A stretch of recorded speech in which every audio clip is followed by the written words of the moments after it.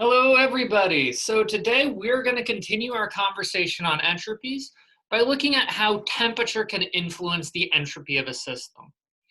So we can examine how entropy changes with temperature by going to our good old definition equation of entropy as being the derivative of the minimum amount of heat needed to drive a process divided by the temperature of the system.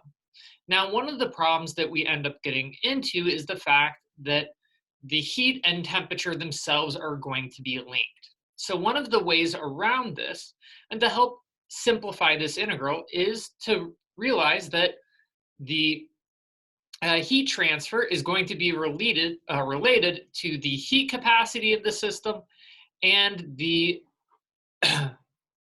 change in temperature. And so by doing this, we can essentially help pull out the heat capacity. And if the heat capacity is constant with temperature, which it often is under a small temperature regime, the heat capacity comes out front and we get the change in entropy being related to the heat capacity of the system times the natural log of the ratio of the temperature difference. Now, again, we run into some issues because this is the general heat capacity. And most of the time, this isn't going to be exactly the most useful form. Because again, we don't know what the exact heat capacity is for a lot of systems. And so we often are forced to use this unsimplified integral. But we can simplify our system by doing our usual, which is essentially applying a set of constraints. So for example, if we examine isobaric conditions, well, then we get very lucky because our heat capacity now becomes our isobaric heat capacity. And similarly for isochoric conditions, our heat capacity becomes the isochoric heat capacity.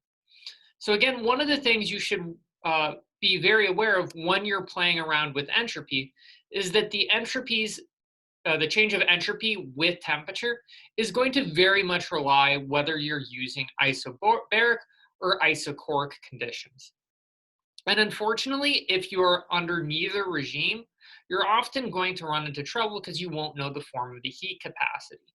And at which point, you're probably best off to essentially make use of the fact that entropy is a state function, and you can change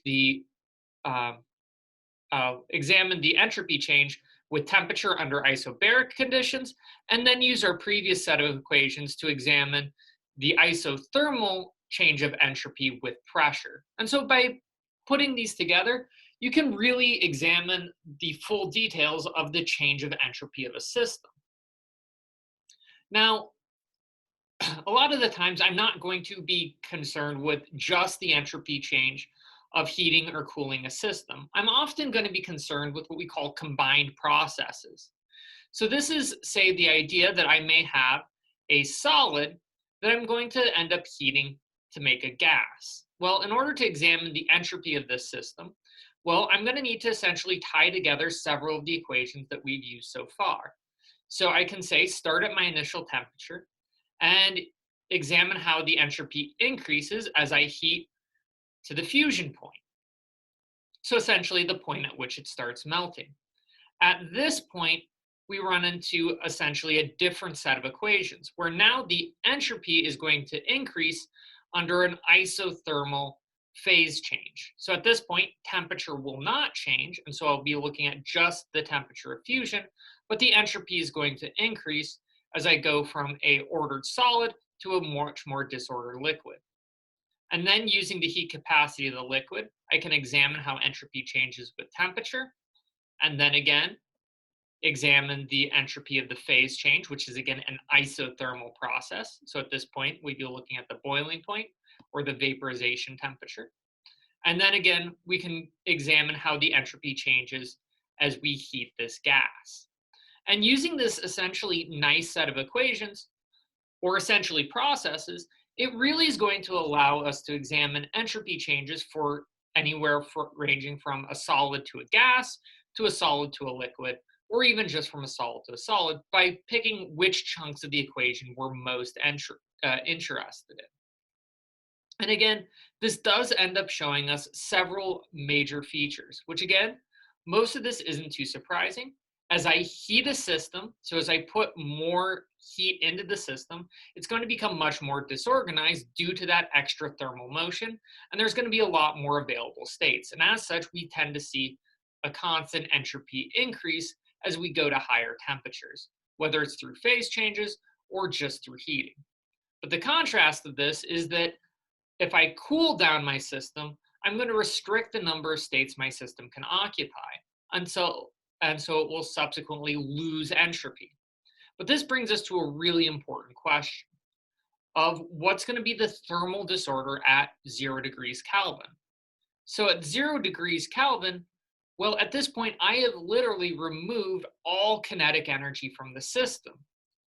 So this brings us to what's called the Nernst heat theorem, which again, which shows that as I approach 0 Kelvin and I remove all kinetic energy from the system, well, my entropy is also going to drop to 0. And you can also imagine this based on the Boltzmann equation, where the probability of occupying a state is going to be related to the temperature of the system. And it turns out that if I have no temperature, I will only occupy the ground state or the lowest energy state.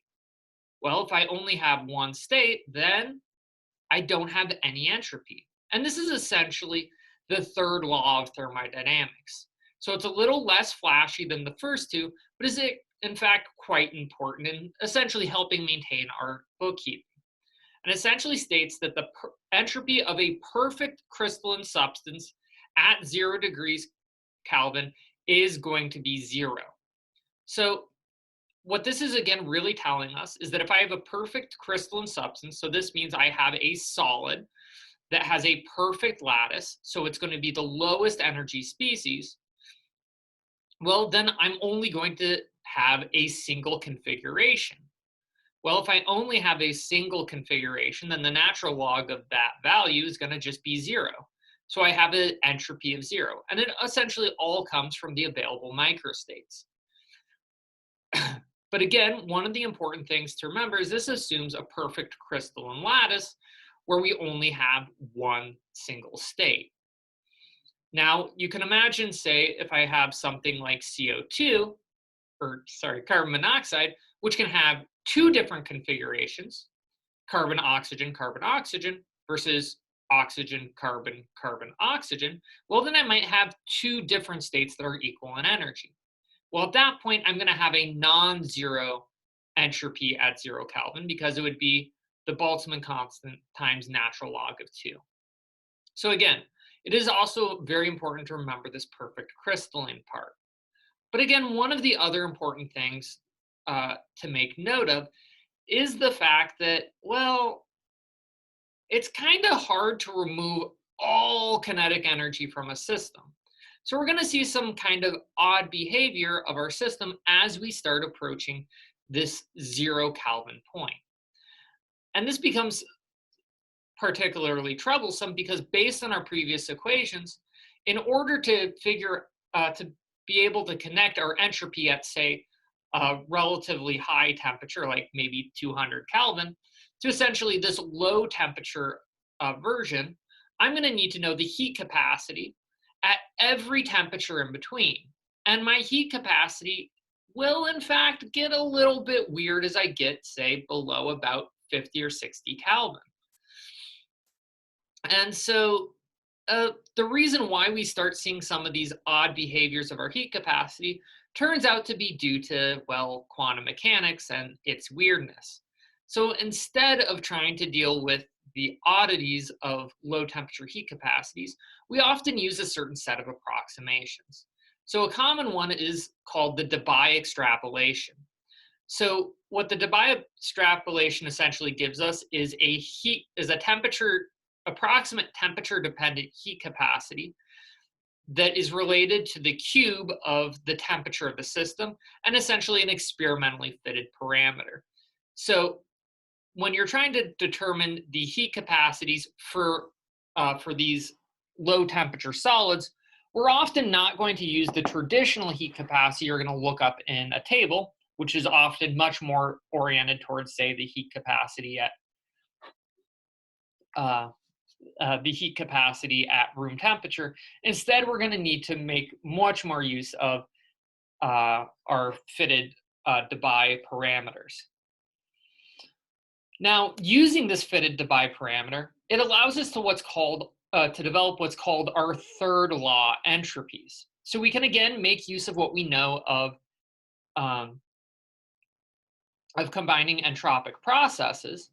So I can determine the entropy of a substance at any temperature by essentially adding together our relevant terms. So first of all, we know that the entropy at 0 degrees Kelvin should be 0, or potentially another value depending on the non-crystalline behavior of our solid.